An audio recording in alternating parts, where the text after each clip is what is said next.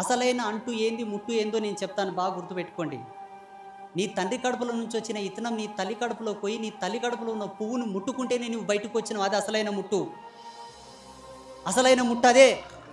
ఒకవేళ నీ తల్లి కడుపులో ఆ ఇత్తనం పోయి ఆ పువ్వును ముట్టుకోకుండా ఆ తల్లి ముట్ట అయితే నువ్వు పుట్టేవాడవే కదా. అసలైన ముట్ట అంటే అదే.